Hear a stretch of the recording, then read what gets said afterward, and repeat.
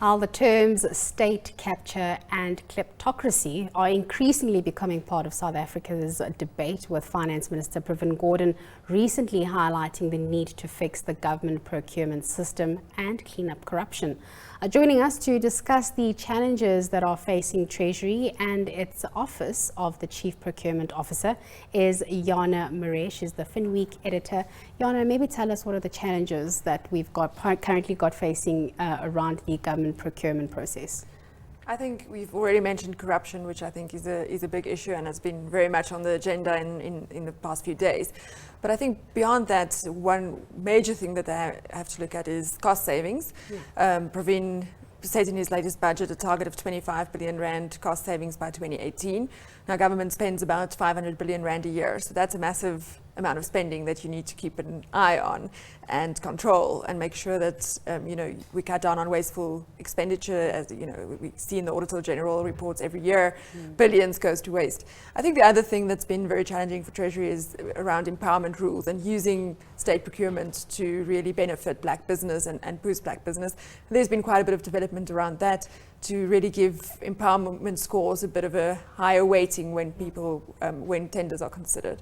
So yes, I think those are two of the crucial things, is really to get the costs under control and then to leverage state procurement to get to not only the empowerment policies of government, but also we've seen designated sectors, for example, where government uses procurement to help boost local manufacturing capacity. We've seen the steel producers, for example, lobbying very hard to be included in that. And given how that sector has been struggling, they've got a point to make that, why should we be importing steel to build Medupi and Kusile if we have local manufacturers that are actually struggling? Jana, what other steps have we seen that Treasury is putting in place, and do you think they're being successful? Yeah, that's a $1 million question. Yeah. Well, one of the things that they've been busy with is they've been reviewing all state tenders or contracts that over the value of 10 million rand. So big spenders like PRASA, SAA, Eskom coal contracts and those things have all been under scrutiny. And I think that's a good thing in terms of clamping. If you want to clamp down on corruption and increase transparency, people should know that there is going to be another watchdog checking, that all the boxes were ticked when these things were awarded. Then last, I think the most exciting thing, or possibly the most concerning thing, depending which side of the debate you're standing on, is the centralized supplier database. So from the 1st of April, all municipalities and all state-owned enterprises and everybody will have to work through this centralized supplier database.